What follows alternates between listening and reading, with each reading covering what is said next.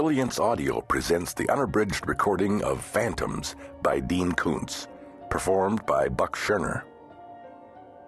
This book is dedicated to the one who is always there, the one who always cares, the one who always understands, the one like whom there is no other, Gerda, my wife and my best friend. Part 1. Victims. Fear came upon me and trembling. The Book of Job, 4:14. The civilized human spirit cannot get rid of a feeling of the uncanny. Dr. Faustus Thomas Mann. 1. The Town Jail. The scream was distant and brief, a woman's scream. Deputy Paul Henderson looked up from his copy of Time. He cocked his head, listening. Motes of dust drifted lazily in a bright shaft of sunlight that pierced one of the mullioned windows. The thin red second hand of the wall clock swept soundlessly around the dial. The only noise was the creak of Henderson's office chair as he shifted his weight in it. Through the large front windows he could see a portion of Snowfield's main street, Skyline Road, which was perfectly still and peaceful in the golden afternoon sunshine.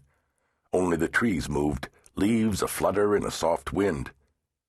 After listening intently for several seconds, Henderson was not sure he had actually heard anything. Imagination, he told himself, just wishful thinking.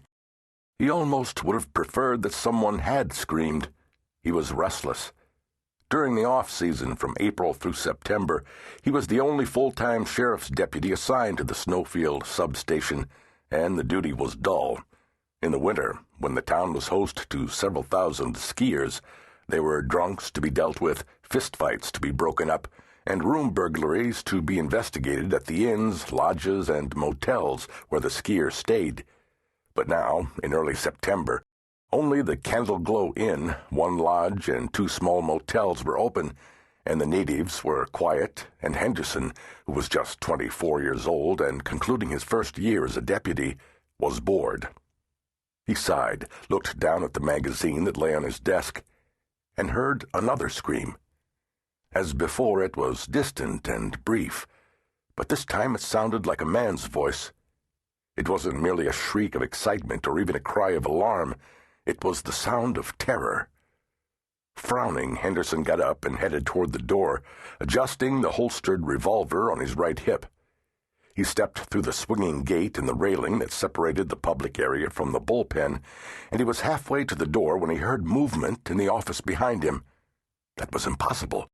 He had been alone in the office all day, and there hadn't been any prisoners in the 3 holding cells since early last week. The rear door was locked, and that was the only other way into the jail. When he turned, however, he discovered that he wasn't alone anymore. And suddenly, he wasn't the least bit bored.